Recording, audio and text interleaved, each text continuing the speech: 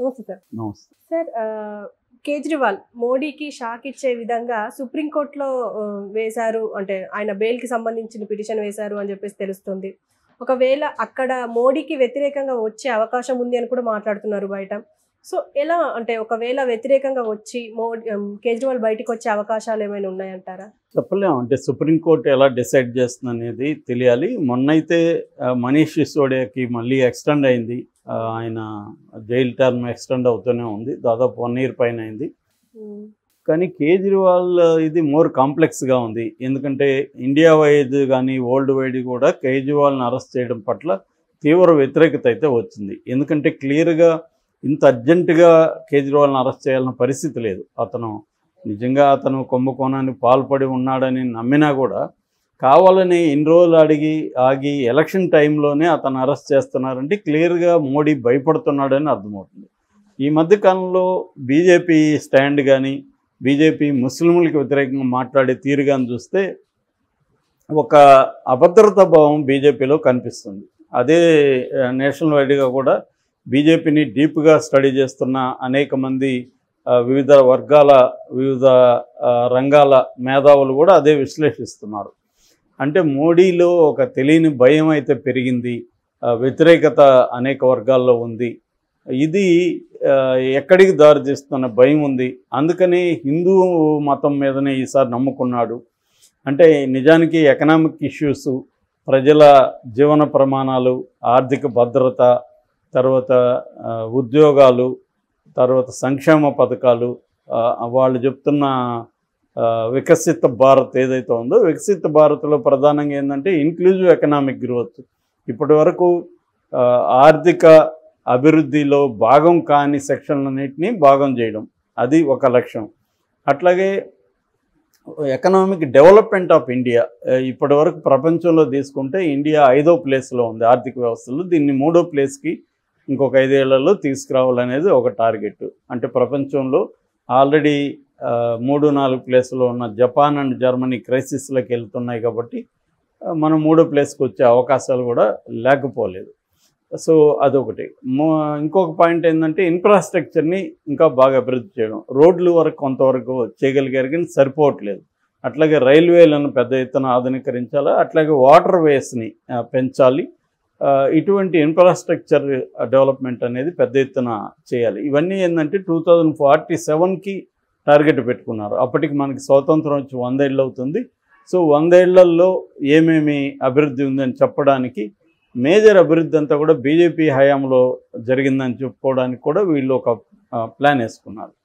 So ఈ ప్రజల ఆర్థిక కావచ్చు, సామాజిక కావచ్చు, ఓవరాల్గా ప్రజల ప్రమాణాలను పెంచడం. అట్లాగే యాస్పిరేషనల్ ఇండియా అంటారు. అంటే యూత్, మన దేశంలో యూత్ దాదాపు 50 కోట్ల మందికి పైన ఉన్నారు. సో వీళ్ళ కళల్ని నెరవేర్చడం. ఎందుకంటే అన్ఎంప్లాయ్మెంట్ రేట్ విపరీతంగా ఇండియాలో చాలా ఎక్కువ ఉందన్నమాట. సో దీన్ని ఎలా తగ్గించాలి, ఈ యాస్పిరేషనల్ ఇండియా అంటే యూత్ని ఎలా అడ్రస్ చేయాలి, వాళ్ళ ఇష్యూస్ని ఎట్లా పరిష్కరించాలి. మేజర్ ప్రాబ్లం ఏంటంటే స్కిల్ ట్రైనింగ్ లేకపోవడం. మనకి అన్ఎంప్లాయబుల్ యూత్ ఎక్కువైపోతున్నారు. అంటే ఫర్ ఎగ్జాంపుల్ సంవత్సరానికి 15 లక్షల మంది ఇంజనీరింగ్ గ్రాడ్యుయేట్స్ తయారవుతుంటే అందులో 50% దాదాపు 7-8 లక్షల మంది అన్ఎంప్లాయబుల్. అంటే వాళ్ళకి ఉద్యోగాలు వచ్చే పరిస్థితి లేదు. ఎందుకంటే వాళ్ళ స్కిల్ సెట్ సరిపోదన్నమాట. సో మొన్న ఒక స్టడీ ప్రకారం ఇంటర్నేషనల్ ఆస్ట్రేలియా లాంటి దేశాల స్టాండర్డ్, జర్మనీ, ఆస్ట్రేలియా చూసుకుంటే స్కిల్డ్ ట్రైనింగ్లో మన దేశం 147 ఏళ్ళు వెనక్కి ఉందంటారు. అంటే ఎవడికి ఏం పని రాదు. ప్లంబర్ అంటాడు, ఇంటికి వస్తాడు, వాడికి ప్లంబింగ్ రాదు. ఎలక్ట్రీషియన్ అంటాడు, ఎలక్ట్రీషియన్ రాదు. పెయింటర్ అంటాడు, పెయింటింగ్, ఏ వర్క్ ఎవడికి రాని వాళ్ళే తిరుగుతున్నారు మొత్తం వాళ్ళు. సో అంటే ఏంటి, ప్రాపర్ ట్రైనింగ్ లేదు. యూత్ ఉన్నారు కానీ యూత్కి ప్రాపర్ ట్రైనింగ్ లేదు. మనకి ఇప్పటికి కూడా అబద్ధాలు చెప్పి వీళ్ళు అబద్ధాల హామీలు ఇచ్చి నిరుద్యోగులకి మేము ఉద్యోగాలు ఇస్తాం, గవర్నమెంట్ ఉద్యోగాల మీద భ్రమ కలిగిస్తున్నారు తప్ప ఆయా రంగాల్లో వాళ్ళకి ట్రైనింగ్ ఇవ్వడం అనేది లేదు. నేను ఆ మధ్య ఒక ఎన్జిఓ తరఫున మధ్యప్రదేశ్ వెళ్తే అక్కడ ట్రైబల్స్ విపరీతంగా ఉన్నాయి. అక్కడ ట్రైబల్ డిస్ట్రిక్ట్స్ చాలా ఉన్నాయన్నమాట.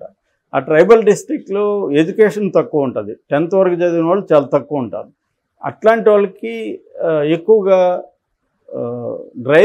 డ్రైవర్స్గా వాళ్ళని ట్రైన్ చేయొచ్చు. ఫర్ ఎగ్జాంపుల్ మనకి ట్రక్ డ్రైవర్స్ 6 లక్షల మంది అవసరం. ఈ 6 లక్షల మందిలో ప్రధానంగా పెరు లాంటి దేశాల నుంచి వస్తున్నారు ఇప్పుడు.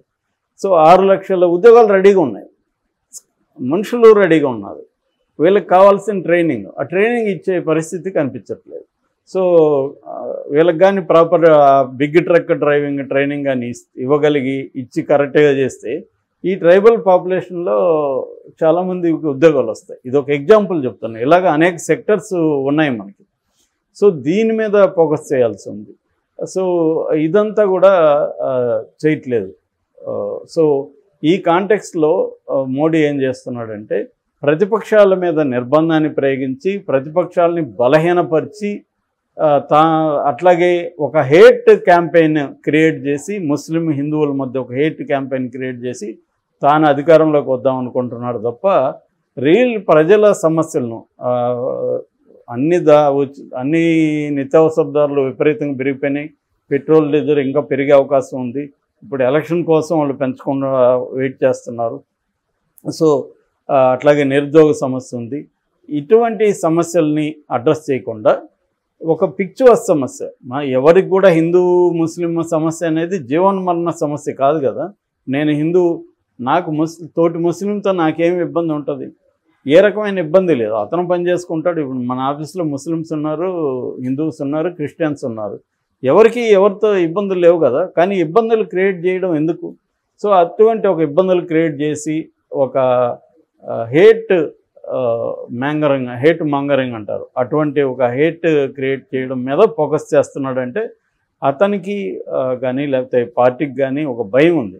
ఈ భయంలో నుంచే 2 ముఖ్యమంత్రిని జైల్లో పెట్టించారు. ఒకరు హేమంత్ సోరెన్ జార్ఖండ్ ముఖ్యమంత్రి, ఇంకొకరేమో కేజ్రీవాల్ జైల్లో పెట్టాల్సిన ఏ రకమైన అవసరం కనబడలేదు. అందుకని ఇప్పుడు కేజ్రీవాల్ ఏం చేశాడంటే సుప్రీంకోర్టులో పిటిషన్ వేశాడు. వీళ్ళు కావాలని నన్ను ఎలక్షన్ ముందు బంధించడం ద్వారా మా విన్నింగ్ అవకాశాలు, ఇండియా కూటమి విన్నింగ్ అవకాశాలను దెబ్బతీయడం కోసమే మోడీ చేశాడనేది సుప్రీంకోర్టులో తీసుకెళ్లారు. సో ఆయన వాదనలు ఏంటంటే వీళ్ళు నా దగ్గర వర్చువల్గా నన్ను ఇంటర్వ్యూలు విచారించవచ్చు, పత్రాల కోసం నాకు ఒక టీముని నా దగ్గరికి పంపించుండొచ్చు. నేను ఒక సీఎంగా ఉన్నాను కాబట్టి నేను అనేక పనులలో బిజీగా ఉంటాను. అవి కాకుండా కావాలనే వీళ్ళు వేధించడం కోసం 9 సార్లు నన్ను పిలిచారు. 9 సార్లు నేను ప్రాపర్గానే స్పందించాను. మీరు పంపించండి ఎవరినైనా, నేను సమాధానాలు చెప్తాను, నేను మీకు ఏం కావాలో అవన్నీ ఇస్తానని చెప్పాను. లేదా మీరు వర్చువల్గా అడగండి టైం తీసుకొని, నాకు ఇక్కడ ఫిజికల్గా నేను ఉండాల్సిన అవసరం ఉందని చెప్పాను. కానీ వీళ్ళు అరెస్ట్ చేసి కావాలని పెట్టి ఆ సాగుతో 9 సార్లు వీళ్ళకి నోటీసులు ఇచ్చామని మీ దగ్గర చెప్తున్నారు. సో అది కరెక్ట్ కాదు, నన్ను వేధించడం కోసమే చేస్తున్నారు. నా వల్ల ఇప్పుడు నేను సఫర్ అయ్యేది కాకుండా ఢిల్లీ ప్రజలు సఫర్ అవుతున్నారు అనేది ఆయన చెప్పాడు. యాక్చువల్గా అయితే ముఖ్యమంత్రిగా జైల్లో ఆయన ఫంక్షనింగ్ అనేది సాధ్యం కాదు. సాధ్యం కానికుండా వీళ్ళు చేస్తారు. అది నిజంగా కోర్టులు అనుకుంటే సాధ్యమే, కానీ కోర్టులు సాధ్యం కానివ్వు. ఎందుకంటే ఈడీ గట్టిగా వ్యతిరేకిస్తుంది కాబట్టి ఈ పిఎంఎల్ఏ చట్టంలో ఎక్కువ ఈ ఇన్వెస్టిగేటివ్ ఏజెన్సీ మీదనే ఎక్కువ ఆధారపడతాయి కోర్టులకు కూడా ఆ చట్టం అనేది కోర్టుల చేతులు కాళ్ళు కూడా కట్టేస్తుంది. అంత టఫ్గా ఉంటుంది ఆ చట్టం. సో ఈ క్రమంలో కేజ్రీవాల్ ఇప్పుడు సుప్రీంకోర్టులో ఉంది. సుప్రీంకోర్టు అనేక రాడికల్ తీర్మానాల్ని, అనేక విప్లవాత్మక తీర్పుల్ని ఇచ్చింది గతంలో కూడా, ముఖ్యంగా డివై చంద్రచూడ్ ఆధ్వర్యంలో. మరి ఇటువంటి కేసు ఈడీ మీద విపరీతమైన కంప్లైంట్లు ఉన్నాయి ఆల్రెడీ కోర్టులలో. ఈడీ ఎందుకంటే ఓన్లీ ప్రత్యర్థుల మీదనే వెళ్తుంది అనేది అందరికి తెలిసిన సత్యమే. ప్రత్యర్థులు ఈ కేసులు ఉన్న వాళ్ళు కూడా బీజేపీలో చేరితే వాళ్ళు మిస్టర్ క్లీన్ అయిపోతున్నారు, మిస్సెస్ క్లీన్ అయిపోతున్నారు. సో ఈ కాంటెక్స్ట్లో కోర్టు కేజ్రీవాల్ తరఫున కానీ ఆదేశాలు ఇచ్చి అతన్ని విడుదల చేయమంటే మాత్రం ఎలక్షన్ ముందు అది పెద్ద ఇష్యూ అవుతుంది. బీజేపీకి ఆ రకంగా మోడీకి పెద్ద షాక్ అవుతుంది. మరి కోర్టు ఆ నిర్ణయం తీసుకుంటుందా? ఎలక్షన్ ముందు అటువంటి నిర్ణయం తీసుకుంటే మాత్రం ప్రపంచంలోనే ఇది ఒక పెద్ద వార్త అవుతుంది. ఎందుకంటే ప్రపంచం అంతా కూడా గమనిస్తూ ఉంది ఈ ఎన్నికల్ని. ఇది అతిపెద్ద ప్రజాస్వామిక ఎన్నికలు. దాదాపు 40 దేశాల్లో ఇప్పుడు ఎన్నికలు జరుగుతున్నాయి. అందులో ఇది అతిపెద్ద దేశం కాబట్టి గమనిస్తున్నారు. మరి మోడీకి షాక్ ఇస్తుందా లేదా అనేది మనం చూడాలి.